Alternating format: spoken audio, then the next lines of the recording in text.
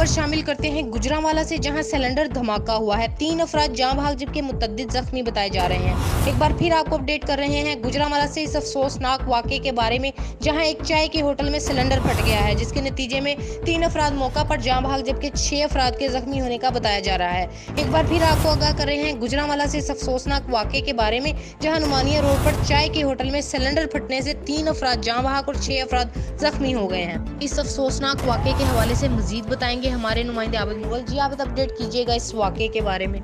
हाँ जी बिल्कुल, सिलेंडर फटने का ये एक इंतहाई अफसोसनाक वाक़या नुमानिया रोड पर चाय के एक होटल में पेश आया है, जहां अचानक सिलेंडर फटने से होने वाले धमाके के नतीजे में 3 मंजिला इमारत गिर गई है।